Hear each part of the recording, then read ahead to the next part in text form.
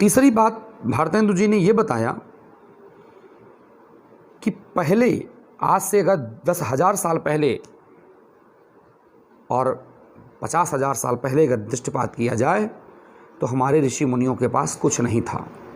वो केवल बैठे बैठे अपनी कुटिया में ध्यान से, बांस की नालियों से सूर्य की गति, नक्षत्रों की गति को रीड कर लिया, पढ़ लिया। आज हमारे पास नाना प्रकार की मशीन्स हैं, नाना प्रकार की यंत्र हैं, फिर भी हम पीछे हैं, उनके प्रज्ञा चक्षु से पीछे हैं, उनसे ज़्यादा हम सामर्थ्यवान नहीं हैं। क्यों? इसका मात्र कारण है हमारी अकर्मण्यता। आज विकास के दौर में जब सारे राष्ट्र बड़ी तेजी से आगे बढ़ते चले जा रहे हैं, चाहे जापान हो, चीन की स्थिति देख लो, विकासवादी नीति पर, विस्तारवादी नीति पर वो कहां कहां तक धावा बोलता चला जा रहा है, नैतिक अनैतिक ढंग से। हम जहां के तहां हैं, आज भी दुहाई लगा रहे हैं लोगों से बचाने की। जापान, चीन, रूस, ब्रिटेन, अमेरिका, सब कहां सब विकास की पथ पर तेजी से दौड़ने के लिए उद्यत हैं, इच्छुक हैं, सब आगे बढ़ रहे हैं। लेकिन हम अपने उसी अकर्मण्यता में, काम न करने की चाह में, सुख भोगने की चाह में, उसी जगह पर पड़े पड़े अपने जीवन में नाना प्रकार के कष्टों को भुगत रहे हैं। इस बात पर बल दिया भारतेंदु जी ने कि हर व्यक्ति को अपने जीवन में, वो चाहे बच्चा हो, स्टूडेंट हो, चाहे सामान्य नागरिक हो, चाहे नेता हो, चाहे अधिकारी हो, हर व्यक्ति को अपने जीवन में कर्तव्य पालन करना चाहिए, अपने धर्म का पालन करना चाहिए, मेहनत करना चाहिए, बैठकर खाने की इच्छा जागृत नहीं करनी चाहिए। और शायद ये हमारे यहाँ कूट कूट के भर गई है। उन्होंने एक दृष्टांत दिया घोड़ों के रूप में। जब विश्व के सारे राष्ट्र रूपी घोड़े विकास के पथ पर तेजी से भाग रहे हैं, दौड़ रहे हैं कि हम जल्दी से जल्दी लक्ष्य को प्राप्त कर लें, उस समय हमारे जो काठियावाड़ी घोड़े हैं, भारतीय जो घोड़े हैं, भारत रूपी जो घोड़े हैं,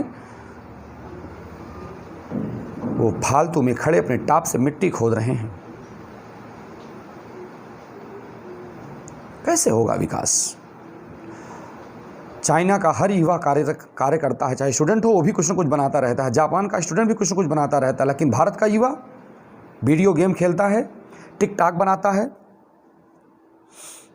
खाली है तो कपिल शर्मा का शो देखता है, मस्ती करता है, सोता है, सिगरेट पीता है, नशा करके घूमता है, मित्रों के साथ अपना समय व्यतीत करता है। कैसे भारत का विकास होगा? हमें भी अपने कर्तव्य का भान होना चाहिए। एक श्लोक दिया उन्होंने, भागवत के एक श्लोक का उदाहरण दिया। भागवत में श्री भगवान श्री कृष्ण ने युधिष्ठिर से, अर्जुन से कहा कि नृदेहमाद्यम सुलभम सुदुर्लभम प्लवम सुकल्पम गुरु कर्णधारम मयानुकूलेन नभः सुतेरितम पुमान भवाब्धिम न तरेत स आत्महा। नृदेहमाद्यम सुलभम सुदुर्लभम, यह मानव शरीर जो मुझे सहजता से प्राप्त हुई है, ये बड़ी दुर्लभ है। प्लवम सुकल्पम गुरु कर्णधारम, और इस संसार जो भी समुद्र से तैरकर पार करने के लिए कर्णधार के रूप में हमें गुरु प्राप्त हुए हैं। और मयानुकूलेन, मेरी अनुकूलता भी है। इतना सामान पाकर भी जो इस भवाब्धिम न तरेत स आत्महा, जो इस संसार से तरने का प्रयास न करे, वो आत्महा यानी आत्महत्यारा ही है।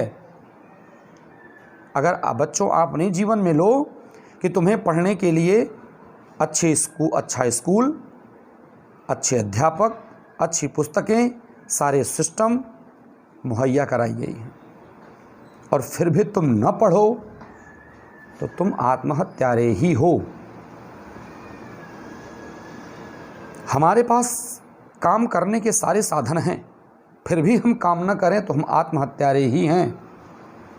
उस श्लोक का अगर जीवन में देखा जाए तो हर जगह उसका उपयोग हो सकता है। तो भारतेंदु ने एक बहुत बड़ी बात यही कहा कि आज हम स्वयं खुदकुशी कर रहे हैं। तीसरी बात कहा कि आलस्य लोगों में कूट कूट के भर गया है। और मलुक दास ने एक दोहा भी बना डाला था, अजगर करे न चाकरी, पंछी करे न काम, दास मलुका कही गए सबके दाता राम। अजगर कहीं नौकरी नहीं करता, पक्षी कहीं काम नहीं करता, लेकिन उसका पेट दिन भर में भर जाता है। यानी भगवान ने जो जन्म दिया है वो हमारा पेट भरेगा ही भरेगा। जब इस टेंडेंसी को लेकर हम बैठे हैं तो हमारा पेट तो भरेगा ही, कीड़े मकोड़े की तरह जियोगे, लेकिन देश विकास नहीं करेगा, देश विकसित राष्ट्र के रूप में खड़ा नहीं होगा, गरीब ही बना रहेगा। कोई आपको जीने के लिए रोटी दे सकता है, आपको स्मार्ट बना के धनी लोगों की श्रेणी में नहीं कोई खड़ा कर देगा। किसी की कृपा से आप जी सकते हो, लेकिन श्रेष्ठ मनुष्य नहीं बन सकते हो। श्रेष्ठ मनुष्य बनने के लिए हमें कर्म करना पड़ेगा, हमें कर्मनिष्ठ होना होगा। ये बात भारतेंदु जी ने कही। उन्होंने विलायत के लोगों से भारतीय लोगों की कम तुलना किया। विलायत के लोग क्या थे? विलायत के लोग जहां एक बार अगर अपने 10 बिस्वा ज़मीन में गेहूं वपन किए और उनको 5 कुंटल या 2 कुंटल गेहूं प्राप्त हुआ, तो अगली बार वो सोचते हैं कि इसमें कौन सा और ऐसी कौन सी खाद डाली जाए कि हमको अगले साल 5 कुंटल 7 कुंटल मिल जाए। हम अगर एक बार 2 कुंटल पाए, दूसरे साल हमको 1.5 कुंटल मिला, फिर 1 कुंटल मिला, लेकिन हमारे अंदर चेतना नहीं आती। हमारे यहाँ जो गाड़ी का उनके यहाँ जो गाड़ी चलाने वाला ड्राइवर होता है, वो ड्राइवर भी अखबार पढ़ता है, देश की स्थिति का जायज़ा लेता है। जब उसका मालिक कहीं अपने मित्र से मिलने चला जाता है तो उस 5 मिनट के अंतराल में वो अपने सीट से नीचे से निकाल के अखबार पढ़ता है, देश का जायज़ा लेता है, देश पर के विषय में चिंतन करता है। उतने समय हमारे यहाँ का ड्राइवर क्या करता है?